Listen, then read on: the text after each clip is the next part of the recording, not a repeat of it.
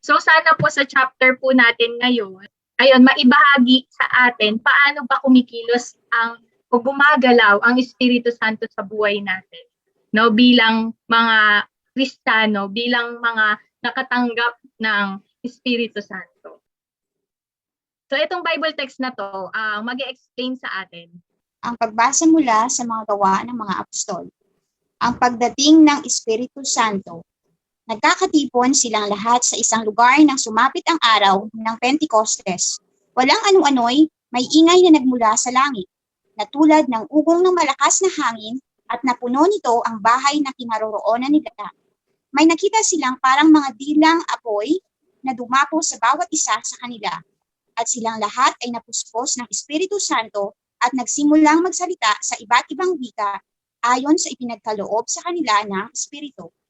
May mga debotong Hudyo noon sa Jerusalem na nagmula sa bawat bansa sa buong mundo. Nang marinig nila ang ugong, nagdatingan ang maraming tao. Namangha sila sapagkat nagsasalita ang mga alagad sa wika ng mga nakikinig.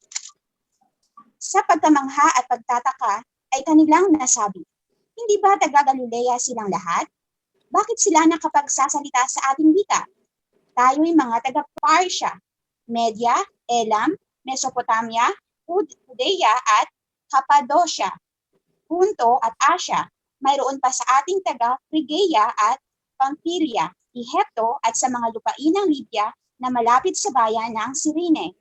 At ang mga nagmula sa Roma, mga Hudyo at mga Hintil na nahikayat sa pananampalatayang Hudyo.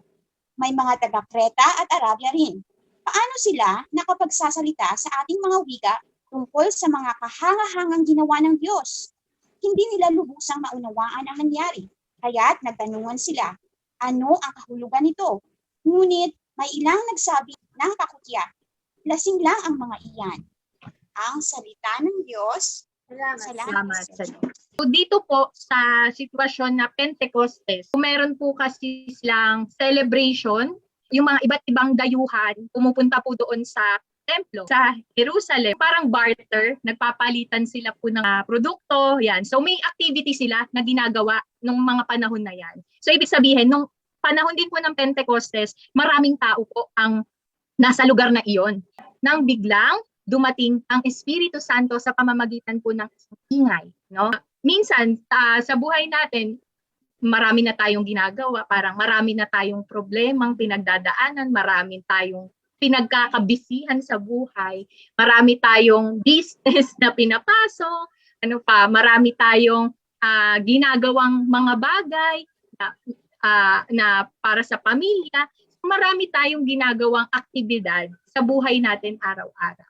So minsan, dahil sa ingay, sa dami ng ginagawa, nagiging maingay po yung puso natin, no? Nagiging busy po yung isip natin, na nawawala na po yung sabi nga yung purpose natin. Kapag dating ng Espiritu Santo, magdadala rin po siya ng ingay. So di ba po parang yung ambulance, kaya di ba po kahit maingay yung lugar natin, pero kapag may ambulansya, kahit ang dami nating ginagawa, pero nag-i-stop tayo for a moment, tapos natin kung ano yung nangyayari. So ganun kunyari wangwang ng bumbero.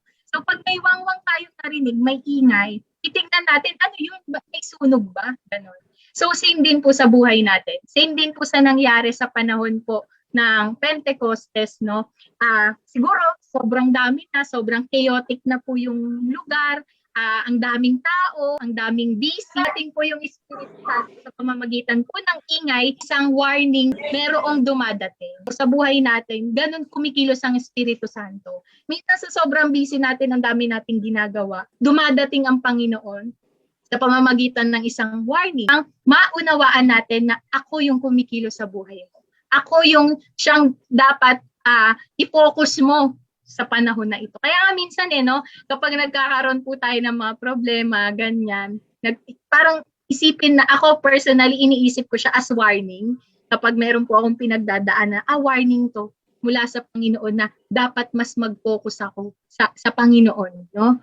Kung may problema ako o may pinagdadaanan ako, parang alarm yun sa akin na kailangan kong mag-focus sa Panginoon. Sa ganung paraan po, dumadating ang Espiritu Santo pala. Gumagalaw ang Espiritu Santo sa buhay.